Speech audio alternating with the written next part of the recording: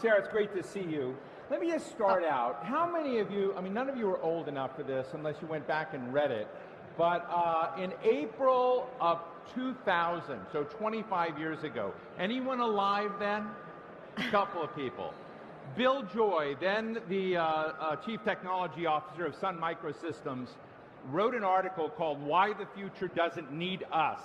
So that was 25 years ago. So that was before cell phones, way before AI as we know it, way before AI-empowered employee software platforms like Lattice. But I'm going to ask you right now, Sarah, just starting out knowing what you do, does the future that we see from this point forward, given all the technology that's racing forward, does the future still need us? Absolutely. The future needs us, and it depends on us. It depends on us building with AI in a way that's responsible and a way that is setting people up for success as the primary goal. So in your company, as you kind of look at what this is, what I find so interesting about Lattice, and just to fill some of you in, if you don't know it, it's really a kind of way to interact with people, to empower people. And I think the big thing that we see out there among some CEOs, they're figuring out, how do I empower AI, right? How do I let AI have the good time as people feel a lot of anxiety and they feel sort of potentially displaced? But give us a sense of how you're dealing with that sense of trade-off between human beings in the workplace and AI coming into the workplace. Well, that trade-off is the very thing which keeps us innovating every day, because when leaders are making decisions about what they're going to do with especially their headcount dollars, and they're looking at investments in AI or people, it's important that they have the right decisions, or they have the information to make the right decisions and to understand how we can use the technology to put the success of people first. Because if we only look at how successful the AI is, we're just going to lose sight of what's important and what matters, really. You mentioned, former technologies, but if you look at former things like mobile phones or social media, we didn't ask ourselves these questions enough of what can be hurtful, not just what can be helpful. And so right now with AI, and what we're doing at Lattice is making sure that we use AI to scale ourselves, to give us incredible superpowers, to really unlock our potential. But it's not just because we want to look at the AI and how cool the AI is, it's what incredible things we can do with AI.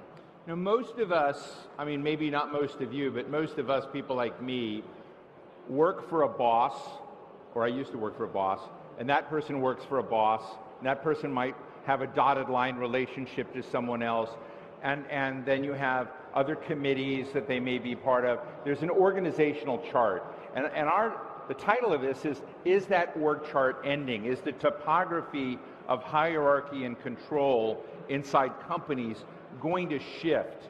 I'd love to hear your thoughts. So what's changing is who's participating in the org chart. We will always have a hierarchy of management and leadership and people which are accountable and responsible for projects or goals. And that's what's really important in an org chart. It's an implied way of us being able to look at something to understand who's responsible for what. And now what's changing is that we have different entities which are responsible for tasks. And when you bring in AI, especially when we talk about AI being autonomous, able to act on your behalf, able to log into your systems, able to change your data, able to talk to your customers, we need to know that we can hold the AI accountable, and by doing so have a human which is accountable for said AI. And so the org chart itself is really an implied accountability structure, and it's more important than ever that we understand that. So how does that work? I mean, in a sense of what you're describing, and I really am interested in the sort of the tangible details, is humans interacting with these super capable AI agents, and that human being is accountable in a way. But I mean, I'm interested because you do so much in employee feedback as well, and understanding how do you measure success in that environment? Like who succeeds? I mean, how can that individual succeed or fail? So success measured the most important thing is to understand what you're measuring against. Like, what goal are you working towards? This is, at Lattice, our ultimate mission is to make work meaningful. And you think, what does that mean? Really, if you don't know what you're doing, why you're doing it, and how you're doing at it, there's no meaning in that work. Mm-hmm. And so whether it's a person or AI, we need to first clearly understand as a company, as a team, as an individual contributor, what the goals that we're working to achieve are. And so you're successful when you are achieving that and when you as a company are aligned and you're moving in the same way together. And that's what's, a lot of dysfunction comes when people aren't aligned and they're working against each other.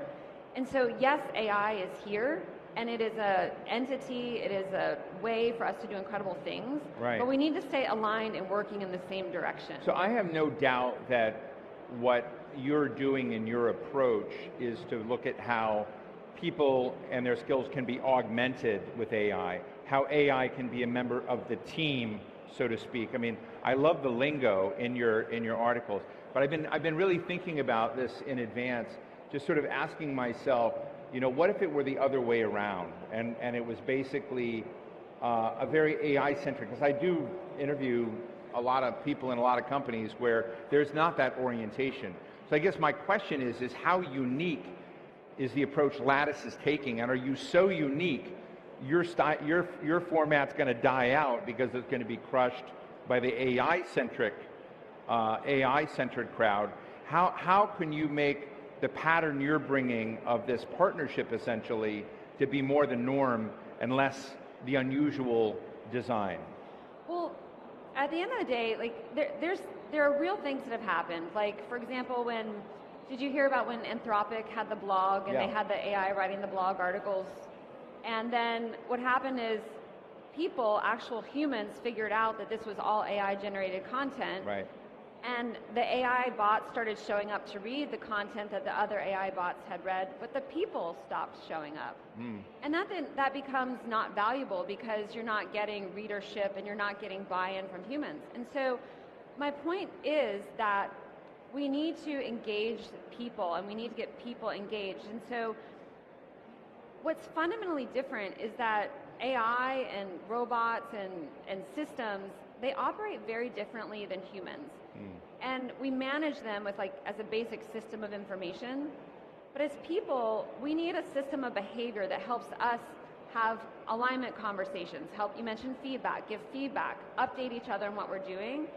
And what AI does is it helps us scale that ambient information that's all around that we haven't really been able to do before. So if you're a manager, you have a lot more context and understanding for what your employees are doing, how they're feeling, what they're succeeding at, what they need help with, what they're not saying. And AI can distill this up for you and then help you have those conversations so we can show up to work and be more human. And so I think this is the way of the future, and you're going to see more people moving this way because people want to touch grass. They want to feel that they're real and that they're human, and AI can be helpful. It's very exciting, but it's also, there's the hype side to it as well. So you talk a lot in your interviews about systems of people, and I've been, again, trying to, is this kind of hybridization of people and algorithms? What are you trying to describe in systems of people? So with systems of people, what we're describing is that we as a system of people are so powerful. We've harnessed fire, we've taken flight, we've created the internet, we've created AI, we've done incredible things when we as people come together and innovate and dream and create.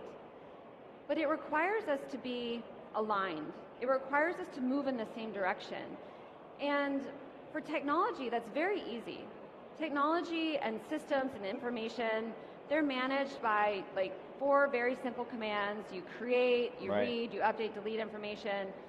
But as humans, we're much more complex, we're much more nuanced, we're much more emotional.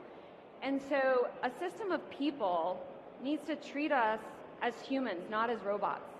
Right now our systems... there's just some people I don't like. You're very positive.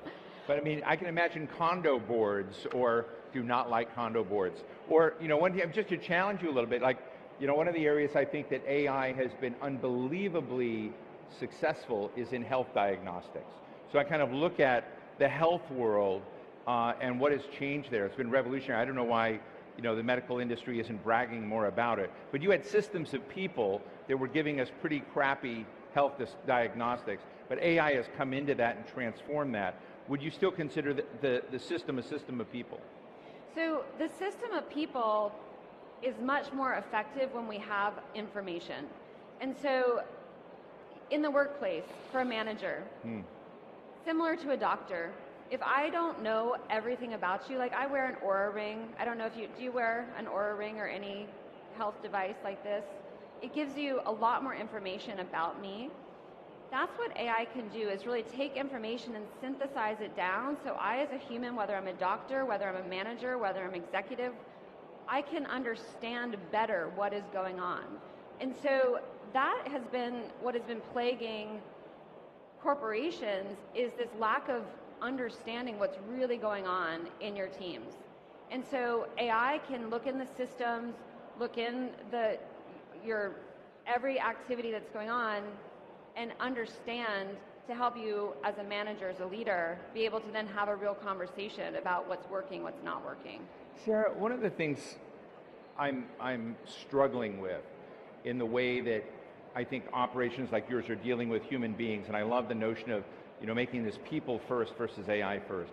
But nonetheless, AI is a very, very big part of the scene and coming in. How do you frame or discipline or create norms for AI where there's a moral compass?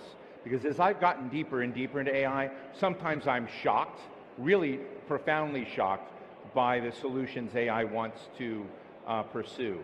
And I don't know if others have had that experience, but there's a lack of moral compass sometimes in the generative AI world, and I'm interested in, when you're in that human space, how does that get fixed? I actually think there's more of a lack of education. AI is very new. Generative AI is very new, and people don't fully understand not just what it's capable of, but how it works. They don't understand that it isn't a machine that gives you 100% accuracy of responses. It can confidently lie to you. These are things which we don't understand what it means to give an autonomous agent access to your systems to be able to change your data, update your data, talk to your customers, talk to your employees. And so maybe I am optimistic, but I think of it less of morality and more of education, that people don't really understand what the implications could be. And we don't have precedents either. This is so new. And again, I look back to cautionary tales, social media, mobile phones.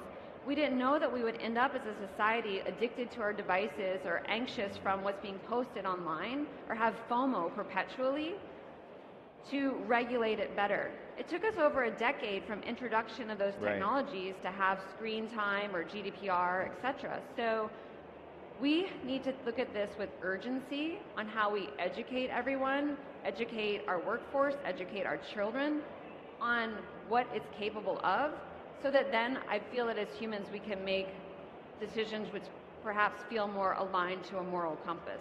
So I think one of the other things in the sort of org chart world is that people move at different paces. They have different starting points. I remember when I was at the Atlantic many years ago, we had a cover story by Hannah Rosen, and it was her experience with her kids, where she talked about the wired child, and that their children were able to do things the parents couldn't do. There's a lot of wired kids that have grown up here in the audience here, but as I kind of look at the world you describe, reskilling, upskilling, incumbent workers, workers coming in, the scramble for talent today that has an orientation in the space, which is part of what the People Summit is about. How do you think we best bring people up in a system where there's so many different speeds, so many different levels of beginning? I'm interested in that element of a workplace and how it interacts with AI as well, so that it's not brutal and cold to those people that are just anteing in now, as opposed to those just starting at the beginning. This is where I think there's so much excitement and potential, and you see this already in like Alpha School or in work that Google's been doing with education, and where you take students a typical, 6 to how many hours they have in a day. And instead of having all that time being in a classroom with a 30-minute recess and maybe a 20-minute lunch, they condense it down to 2 hours of learning with AI, and that AI is then fully personalized to the speed, the level, the language, the interests of the learner. So if you're a child that likes butterflies, or if you're a child that likes trucks, or a child that likes dinosaurs, everything is contextualized. You're learning math about the subject matter that you're interested in at the level that you're at. So it's bespoke to every student in the classroom, and the scores go up. The level of appetite for the learning is dramatically increased, and then they take that other 4 hours of the day and they go do real interactions. They play school, they play store, they do jump rope, they do all these outdoor activities or arts and crafts, and they get tactile. And that's where AI can really just exponentially, whether it's in the schoolroom or in the workplace, be contextual and personal to every single person, to then bring us all up to the level that we are able to achieve great things together. Yeah, definitely stay optimistic. You're very, very cool. Just finally, I interviewed this morning a guy from Serbia, and he's head of the Serbian Chamber of Commerce and Industry. And Serbia is like one of these places, a lot of foreign direct investments going in. But he shared with me that every child, every kindergartner, or I guess grade schooler, learns to code. Now, I'm not sure that's a good thing, because I'm not sure you can't just get GitHub or something like that, or one of your platforms, again, help anyone like me code. But I am interested in, as you talk to this audience today here, from your perspective, what's the skill, what's the killer skill that is most necessary to survive and thrive in this people first, but AI matrix world you're talking about? Yeah, I would say it's a balance. So similar to the coding, you've used a calculator before, yeah, but you also know math, yeah, right? So you can have a co-pilot writing code for you, but you also need to understand what it's doing. And so you need to, similarly, knowing how to code is good, and having something which can accelerate that, like a calculator can do incredible mathematics for you, but you still would know, it just would take you longer. But the skills that now we need to have, yeah, you need the fundamentals, right, but those human skills are what are so important. So empathy, collaboration, communication, innovation, resilience, never replace those. So there you've heard it, folks. The future still needs you. Please give it up for Sarah Franklin, CEO of Lattice. Thank you so much. Thank you, Stephen. Thank you.